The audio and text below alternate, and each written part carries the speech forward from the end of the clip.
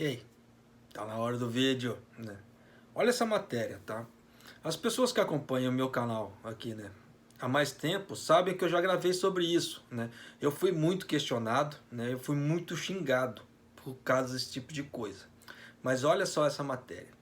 Estagiários chineses descrevem dura realidade do programa técnico interno do Japão. Kurashiki, Okayama.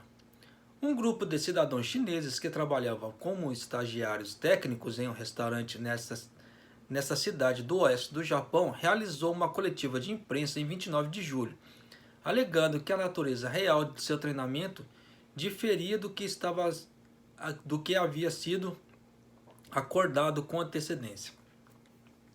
E antes de mais nada, eu peço a ajuda de vocês, por favor, quem puder, se inscreva no canal e faça parte da família. São todos muito bem-vindos, né? Vamos lá. Um total de 5 homens e mulheres com idade entre 20 e 30 anos realizaram uma conferência de imprensa em Kurashiki, na província de Okayama. Eles e uma outra pessoa que não estava presente na conferência foram aceitos como estagiários técnicos para trabalhar na produção de refeições prontas. O plano de treinamento destacava que eles seriam responsáveis principalmente por cozinhar almoços em caixas para serviços de catering e afins. Essa parte seria como se fosse assim, tem os cozimentos a vapor, né? Então tem as caixas de metal lá e esse tipo de coisa. No entanto, aparentemente os estagiários foram realizar tarefas como lavar pratos e servir comidas no restaurante japonês. Os estagiários técnicos alegaram que não foram capazes de adquirir habilidades de processamento de alimentos.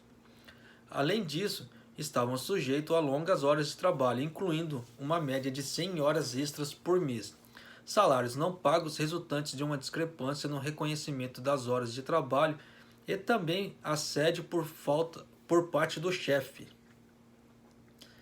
Ao explicar a situação durante uma entrevista com o Mainichi, a organização supervisora do programa de estagiários disse: "Não pensamos que o treinamento seria realizado exatamente de acordo com o plano.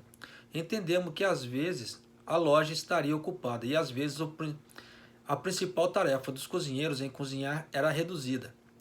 Para aumentar o ganho dos estagiários, as horas extras aumentavam na medida em que não infringiam os regulamentos." Só que 100 horas extras já passou, né, pela lei japonesa atual, já passou de velho. Ó.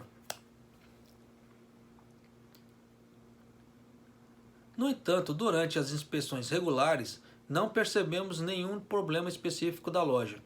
O restaurante e um advogado da organização supervisora se recusaram a responder às solicitações de entrevista, alegando que estão em meio a uma negociação coletiva sobre o assunto. Bom, isso é fato. Os caras quebraram, né, as regras do Japão para estágios, ó, há muito. Eu já tinha também relatado isso sobre uma fábrica de tofu que eu trabalhei, tá? Entraram 3 estagiárias chinesas lá. E nessa brincadeira, né, do que tinha sido acordado entre eles lá, elas não faziam nada. Nada do que aquilo. Só para começar, elas nem eram para estar nessa fábrica, era para estar trabalhando na matriz. A matriz pegou esse povo e jogou lá nessa fábrica que eu trabalhava.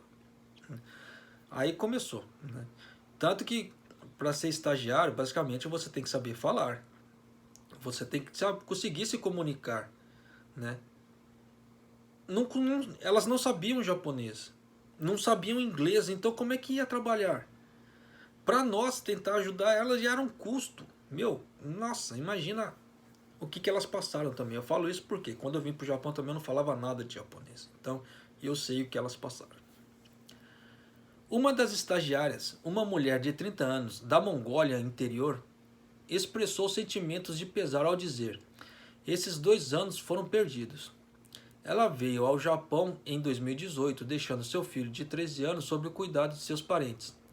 A trainee também trabalhou na indústria de processamento de alimentos em seu país de origem e queria trazer de volta o conhecimento japonês, que é mais avançada e saudável, para possuir sua própria loja no futuro.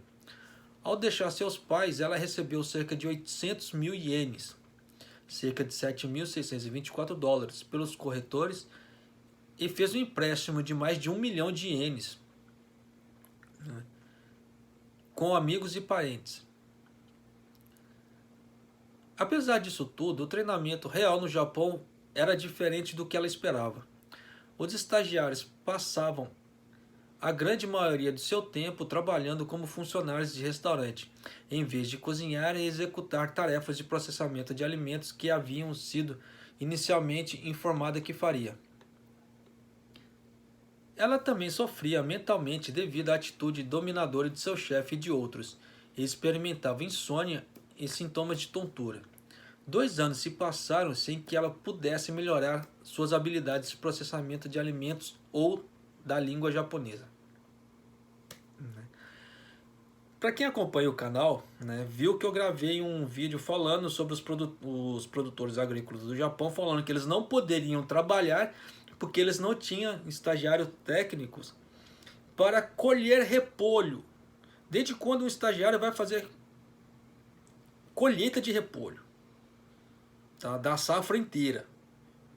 Isso para mim não é estagiário. O estagiário está ali para aprender, ele tem parte teórica, né? Ele tem que estudar, eles têm que estudar a língua, eles têm que estudar os processos, né? Ele vai colocar a mão na massa? Vai, mas não o tempo todo, porque ele tem a parte teórica que ele precisa aprender também, né? Aí você vê com umas reportagens dessas, você vê que eles querem pessoas com mão de obra mais barata, tá? Para fazer o trabalho braçal. Isso estava na cara, estava explícito isso. O pior cego é aquele que não quer ver. Só que eu fui muito xingado no canal por falar esse tipo de coisa, para vocês terem ideia. Tá vendo a matéria? Aí. Ocasionalmente, a mulher conversa com a família em videochamadas, mas não conseguiu falar sobre sua situação atual, pois não quer que eles se preocupem. Metade de seus empréstimos permanece sem pagamento, enquanto 1 ano de treinamento permanece em seu programa de estagiário técnico.